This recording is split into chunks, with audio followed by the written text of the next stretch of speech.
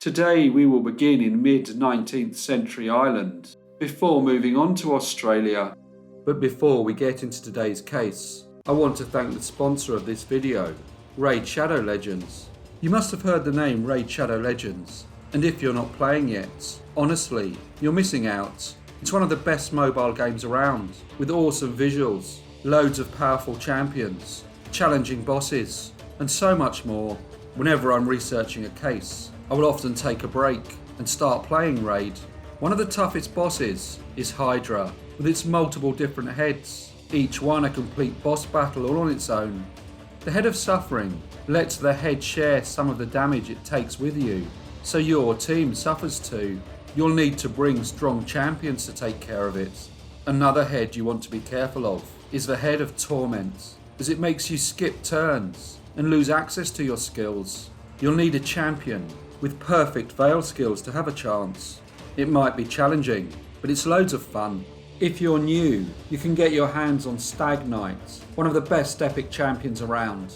Just use the promo code JTSKIN before the 7th of October, and if you want the free legendary champion, Sun Wukong, all you have to do is log in on 7 different days between now and October the 23rd. With all this exciting stuff and more coming to Raid, if you haven't started playing yet, then what are you waiting for? Use my link in the description or scan my QR code and get insane bonuses. We are talking an epic champion Drake, energy refills, skill tome, an XP booster. You can find me under the name briefcaseuk, and if you're fast enough, you can join my clan. So just hit the link in the description and I'll see you on the battlefield. Now let's go to 19th century Australia.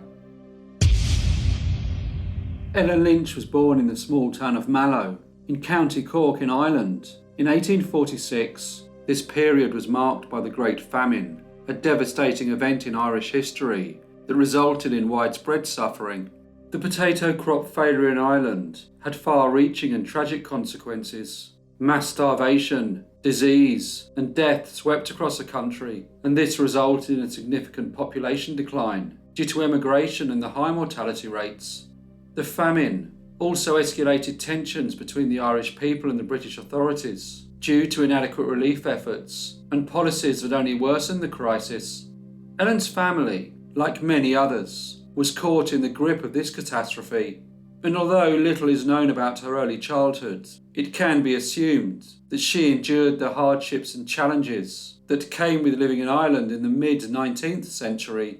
The Great Famine had a profound impact on her family and countless others, and following the death of her father, her mother, named Mrs. Mary Lynch, made the decision to leave Ireland.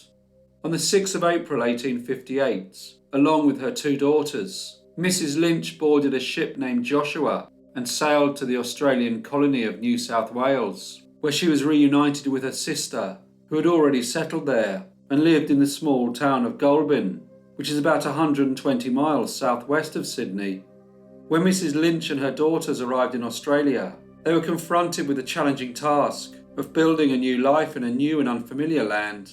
However, they were part of a larger wave of immigrants who during this period had been drawn by the promise of fertile land, economic prospects, and the hope of a brighter future. The 2 girls did not go to school. Education had not been compulsory when they were young children in Ireland, and it was not until the Education Act of 1870 was passed that schooling became compulsory in Australia. Instead of going to school, Ellen found employment. She worked hard in order to help her mother. She was polite, and Mrs. Lynch was often told that she had brought up 2 very respectable daughters. When Ellen was still a teenager, she married Mr. William Woods, and over the next few years gave birth to 5 children, 3 girls and 2 boys. Tragically, the firstborn, a little girl named Victoria, died of scarlet fever on the 22nd of August 1867, when she was aged just 4. Life in 19th century Australia posed formidable challenges, particularly for those families residing in rural farming regions.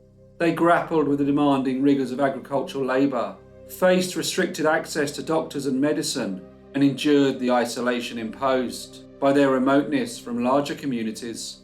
Things became even more desperate for Ellen when on the 20th of May 1871, after 9 years of marriage, her husband died.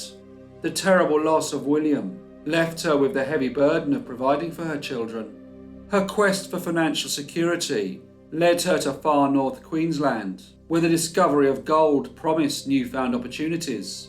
Determined and resolute, she packed her belongings and journeyed to Cooktown in the hope of finding work. However, life here proved far more challenging than she had ever imagined. It was not a place where many women had travelled, and Ellen assisted in nursing sick miners, many who were suffering from respiratory issues and insect-borne infections. But she worked hard in order to try and make enough money to look after herself and her children. In 1877, the township of Port Douglas emerged as a pivotal settlement in far north Queensland. Its establishment was primarily driven by the region's significant gold discoveries, particularly in the Hodgkinson River goldfields. This new township served as a vital gateway for gold prospectors, miners, and settlers who sought to capitalise on the abundant mining opportunities in the area.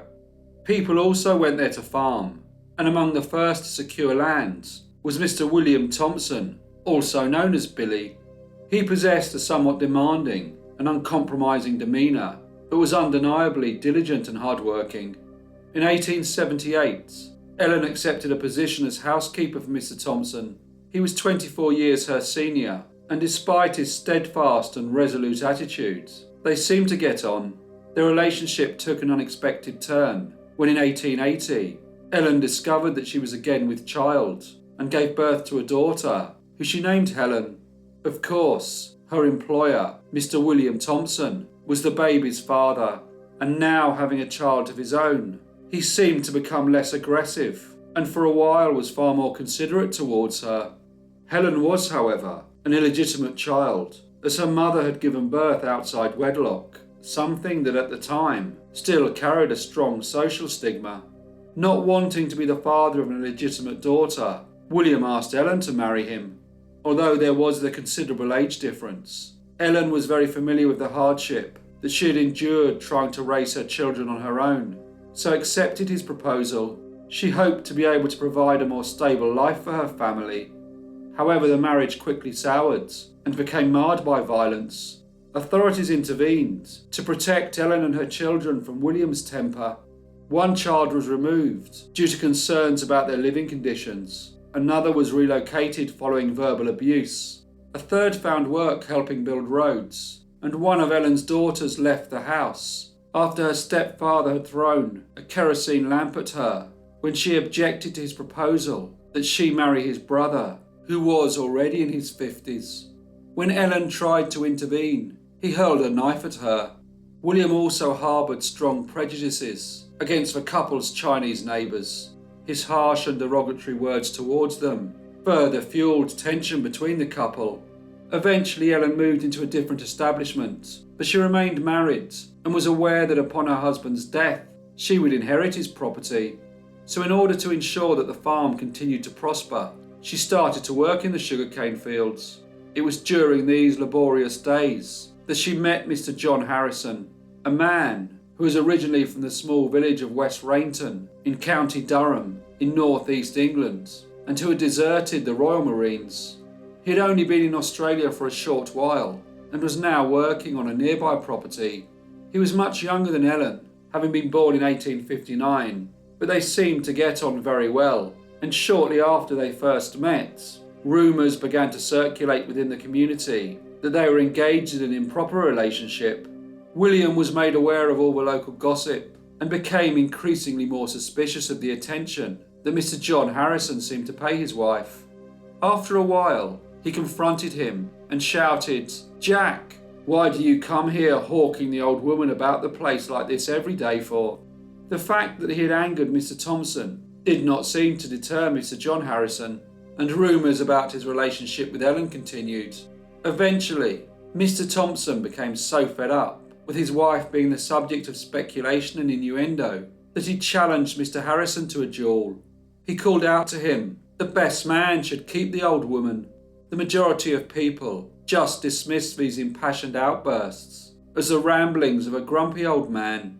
However, some did express concern about Mr. William Thomson's state of mind and wondered if he had lost his sanity.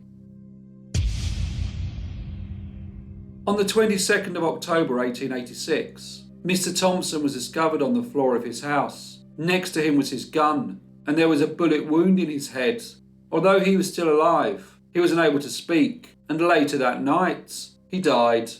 An unmistakable sense of shock and confusion followed, as neighbours soon appeared to offer their condolences to the deceased man's widow. People knew that Mr. William Thomson was a volatile character, and some had been concerned about his mental state, so it did not seem suspicious that his life had ended by his own hand. It wasn't long before the authorities were alerted to the grim scene, and Ellen was asked to make a statement. This she dictated to the police. She was unable to write it herself, as she was in fact illiterate. In the statement, she told officers that she believed that her husband had not been well for some time and had taken his own life. The police initially believed this to be true, but her choice of words left lingering questions unanswered, and although there was no incriminating evidence, there were those who contemplated the disturbing prospect that Mr. William Thomson's death might not have been a simple act of suicide. They had concerns that his demise may have been caused by either an accidental discharge or, more ominously, a deliberate act. In the weeks that followed the tragic incident, Ellen seemed to grapple with a mixture of grief and the pressing need to carry on with her own responsibilities. She busied herself with the daily tasks of running the farm and was now assisted by a newly employed worker, Mr. John Harrison. As the days turned into weeks, they were seen in each other's company far more frequently, and people were again gossiping about the nature of their relationship. The authorities soon learned that Mr. Thomson's tragic demise had once more become the main topic of conversation within the small community, and after hearing that his widow had been talked about in such a manner, they decided to keep a watchful eye on both Mrs. Thomson and Mr. Harrison. It was apparent that the tide of suspicion was turning, as the peculiar circumstances surrounding the death began to cast a shadow of doubt over the initial suicide theory. It was not just a matter of uncertainty, but a growing conviction among the authorities that there was more to the tragic story. Several key factors, including the relentless pressure from Mr. Thomson's resolute brother. He adamantly believed that William's upcoming business appointments in Port Douglas, scheduled for the day after his death, defied the notion of suicide. Also, some of the townsfolk in Port Douglas, who accepted that William was a volatile character, found it hard to believe that he had died by his own hands. As this scepticism took root, more people wondered if something far more complex was at play. Consequently, on the 6th of January 1887, Mrs. Ellen Thomson and Mr. John Harrison were arrested on board the steamer Glanworth during their voyage back to Port Douglas from the bustling town of Townsville. They had apparently been to see a lawyer. Both were questioned, but denied that they had had any part in the death of William Thomson. Eventually, the authorities decided to exhume Mr. Thomson's body. Surgeons examined the skull, sifting through the fragments of evidence that could shed light on the circumstances surrounding the manner in which he had died. Their findings were both perplexing and disconcerting, as they challenged the initial assumption that death had been caused by a single gunshot. Instead, they concluded that Mr. Thomson had been shot not once, but twice, and this raised new questions about the manner in which he died. Mrs. Ellen Thomson and Mr. John Harrison were charged with murder. The trial took place in Townsville on the 3rd of May 1887, and both Ellen and John pleaded not guilty. Throughout the ordeal, both remained steadfast in their claims of innocence. Ellen vehemently asserted that she had had no hand in her husband's death, maintaining that she was wrongfully accused. The prosecution painted a starkly different picture, alleging that Ellen and John Harrison had conspired to kill her husband in an act motivated by financial gain. However, the defence pointed out that the majority of William Thomson's estate had not been left to his wife, but to his brother. As the trial unfolded, Ellen faced many accusations and insinuations. Inside the courtroom, she was labelled a loose woman, her character smeared In a bid to paint her as morally suspect, the spotlight fell on John Harrison, portrayed as her latest romantic interest, and the press wasted no time in casting Ellen as a Scarlet Woman, a figure of scandal and intrigue.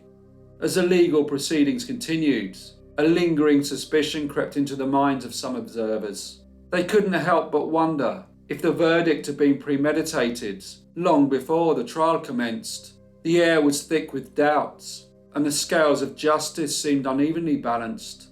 A staggering 197 depositions were presented on behalf of the Crown, a formidable array of evidence that appeared to stack the odds against the two defendants. It became increasingly clear that they were facing an uphill battle, as their defence weakened by the weight of the prosecution case. Perhaps even more disconcerting was the unsettling revelation that some witnesses may have been swayed by financial incentives in order to try to ensure a conviction. There were those who questioned if the very integrity of the case against the defendants had been compromised. The trial lasted for 3 days, and despite its perplexing nature, the jury delivered a decisive verdict: guilty. Ellen Thomson became the first and only woman in Queensland history to be sentenced to hang. The judgment sent shockwaves, not only throughout Queensland, but throughout the whole of Australia. As the judge pronounced her sentence, Ellen was given the chance to speak. Her response was a passionate and emotional outpouring of her innocence. She spoke of her profound grief over losing her husband, and again denied any involvement in his murder. Ellen accused witnesses of lying, and suggested that her husband had been suicidal, while also insinuating that their Chinese neighbours may have played a sinister role in his death. Following the verdict, Ellen was trapped in a dreadful predicament, her reputation tarnished, and her life hanging in the balance. As the date of her execution approached, she resorted to desperate measures. She arranged for a prison officer to write heartfelt letters on her behalf to the Queensland governor, pleading for mercy. She solemnly swore by her husband's memory that she was innocent. John Harrison, on the other hand, seemed to have a different disposition. On the night before his execution, he allegedly made a shocking confession to a jailer. In hushed tones, he admitted the terrible truth that he had killed William Thomson. He described a series of failed attempts to poison him and a violent altercation that ended with the fatal gunshots, and all the time he was being encouraged by Ellen to kill her husband. It was a chilling revelation. He even confirmed that he had never actually cared for Ellen and was only ever interested in the farm and the sugarcane. On the 13th of June 1887, Mrs. Ellen Thomson and Mr. John Harrison faced their final reckoning as they were led to the gallows at Bogger Road Jail. In her last moments, Ellen held fast to her claim of innocence, her voice unwavering. She said, "I am innocent." Then, standing on the brink of her own mortality, she said her last words, "I die like a wounded angel." Hello everyone, and thank you so much for watching. Don't forget to use my Raid Shadow Legends link in the description, or scan my QR codes and get insane bonuses for new players with an epic champion. As usual, please leave any comments or feedback you may have, and I hope to see you all again in the next brief case.